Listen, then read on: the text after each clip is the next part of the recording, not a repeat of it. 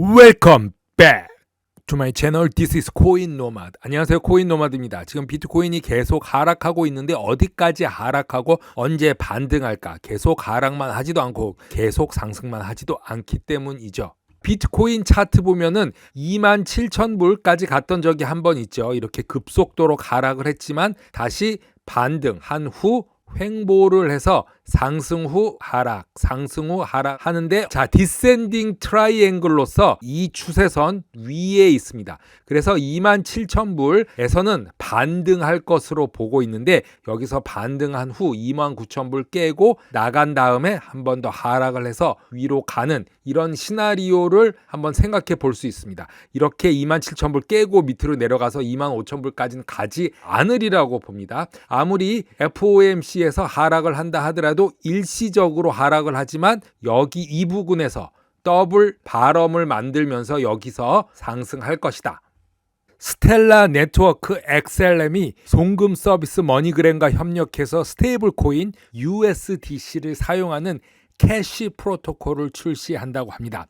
그 말은 이제 크립토와 캐시, 현금 간의 이동을 간편하게 USDC로 한다, 이런 말인데요. 송금을 보다 쉽게 디지털 자산의 전반적 사용을 향상시키기 위해서 법정화폐 현금과 암호화폐 크립토 사이의 다리 역할을 할 시스템을 스텔라 네트워크를 사용한다는 것입니다. 머니그램과 스텔라는 현금과 크립토 사이의 다리를 만들어서 크립토 자산을 활용도를 높이기 위한 디지털 지갑의 최초로 글로벌 온오프 램프 서비스 출시를 한다고 발표했습니다. 이 제품은 지난달 발표되었는데 현재 네트워크가 준비된 미국과 캐나다, 필리핀, 케냐 송금 시장에서 사용할 수 있고, 글로벌 현금 인출 기능은 이번 달 말로 예정이 되어 있습니다. 이 서비스는 현금을 토큰화할 수 있는 스텔라 블록체인 기술과 머니그램의 송금 서비스를 활용해서 실물 현금과 디지털 자산을 연결하고자 스테이블 코인인 USDC,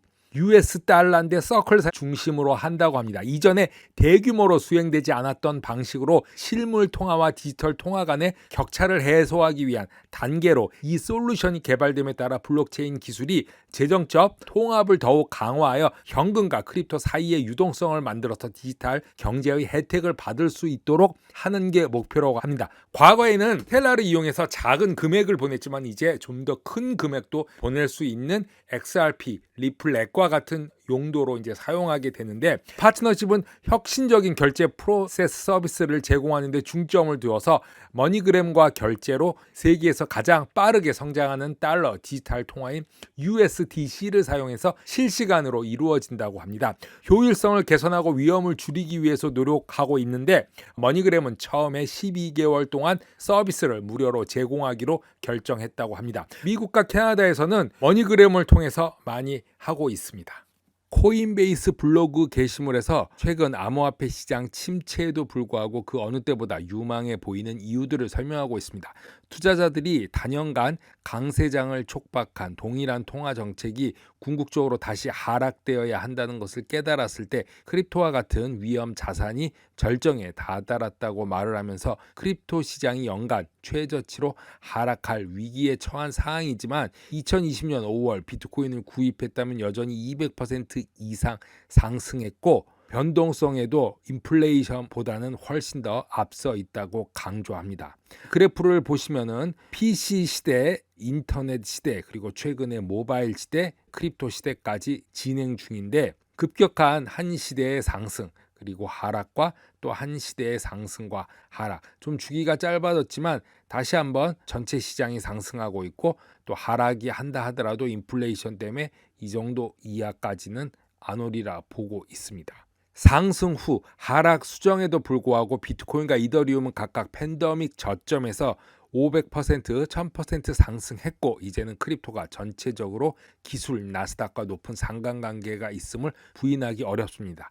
코인베이스 경영진은 이 크립토 산업이 2018년, 2015년, 2013년을 포함해서 여러 차례 죽었다고 선언했지만 이전보다 더 견고하게 되돌아왔다고 말하면서, 이전의 인터넷과 마찬가지로 암호화 기술도 시장 주기에 관계없이 발전하는 경향이 있다고 합니다. 2013년, 2015년, 2018년 또 2022년 그리고 나서 다음 주기가 오겠죠. 이제는 주기와 상관없이 발전하는 경향이 있겠지만 상승과 하락은 주기적으로 움직이고 있다고 보고 있습니다. 5월에 급격한 시장 조정에도 불구하고 현재 암호화폐가 그 어느 때보다 강력하게 보인다고 주장하며 좋은 징조로는 다양한 강세가 근본적인 발전 위에 이루어지고 있다고 합니다. 비트코인은 현재 기관과 기업, 국가, 수백만 명 개인이 보유하고 거래하고 있으며 전 세계적으로 채택되고 탈중앙화 디파이 금융은 통제할 수 있는 단일 당사자가 없는 인터넷 기반 금융 시스템 토대로 만들어졌기 때문에 가장 크게 비판했던 중앙은행조차도 이제는 참가자로 등장했고 중앙은행 10곳 중 9곳이 디지털 통화를 탐색하고 있으며 JP모건 분석가는 암호화폐를 선호하는 대체 자산 클래스라고 불러 기존 자산에 추가시키기도 했습니다. 페이스북은 메타로 브랜드까지 바꾸고 그리고 트위터, 틱톡, 인스타그램도 NFT로 통합하고 있는 상태에서 구글과 마이크로소프트는 이미 웹3에 진입을 했고 장기적으로 보면 금융 인터넷의 확산은 중앙은행의 정책이라기보다는 시간적 함수로 보인다. 즉 시간이 흐르면서 크립토를 포함될 수밖에 없다. 그런 이야기로 보고 있습니다. 자산관리회사 갤럭시 디지털의 CEO 마이크 노버그라츠는 대도수 암호화폐 헤지펀드가 향후 미래에 암울할 수 있다라고 말하고 있습니다. 4만 불을 깨기 힘들다 이렇게 말을 했었는데요. 4만 불이 계속 깨지자 마이크 노버그라츠는 큰 힘을 잃은 듯하고 테라 루나 사건 이후로 조심하는 듯한 발언을 하고 있습니다. 파이퍼 샌들러 글로벌 익스체인지 블럭커리지 컨퍼런스에서 연설을 하면서 현재 존재하는 약 1,900개의 암호화폐 헤지 펀드 중에 3분의 2가 이번 약세장으로 인해서 셧다운, 폐업할 것이라고 예측을 했습니다. 3분의 2가 테라처럼 될 것이다. 이렇게 예측을 하고 있습니다. 그렇게 될 가능성도 있습니다. CEO는 암호화폐의 하락은 전체 금융시장에 영향을 미치는 거시 경제적 요인에 기인한다고 밝혔습니다. 크립토만의 문제가 아니라고 말하고 있는 거죠.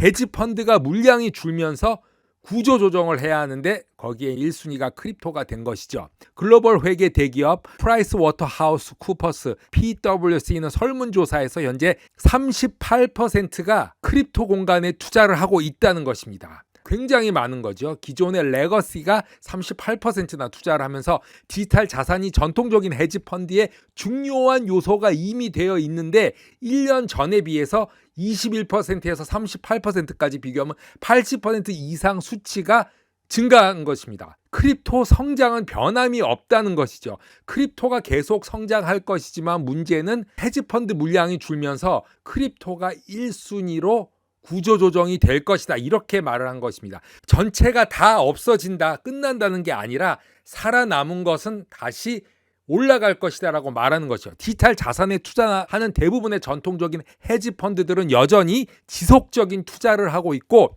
57%는 디지털 자산의 1% 미만을 보유하고 있는 것입니다. 상당수의 전통적인 헤지펀드는 이미 크립토커런시를 보유했는데 지금 그 양은 많지가 않죠. 하지만 보유하고 있는 것입니다.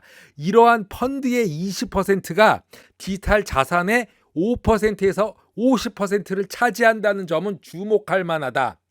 마스터카드가 사용자가 신용카드를 사용해서 직접 NFT를 구매할 수 있도록 허용한다고 말했습니다. 디지털 자산 파트너십 수석 부사장 라지는 블로그 게시물에서 마스터카드는 디지털 자산을 따로 구매할 필요 없이 바로 NFT 구매를 허용하기 위해서 여러 결제 플랫폼과 크립토 시장과 협력하고 있으며 사람들이 NFT 구매에 마스터카드를 사용할 수 있도록 인프라 회사들과 협력하고 있으며 여러 마켓플레이스에서 작업하고 있고 바로 구입 가능한 시스템을 만들었다고 말하고 있습니다. 마스터카드가 NFT 세계에 진출한 것은 이번이 처음이 아니며 이미 1월 코인베이스와 파트너십을 발표해서 사람들이 5월에 출시한 코인베이스 NFT 마켓플레이스에서 신용카드를 사용해서 바로 디지털 수집품을 구입할 수 있게 했습니다. 여러 블록체인 회사들의 도움으로 마스터카드는 웹3 채택 확대로 5월에 모든 코인베이스 사용자들에게 공개된 코인베이스의 새로운 NFT 시장에 지불 네트워크를 제공하는 기존 작업이 추가가 되어서 보다 쉽게 액세스할 수 있도록 하며 NFT 생태계가 계속 성장하고 혁신하고 더 많은 팬들을 확보할 수 있도록 돕는데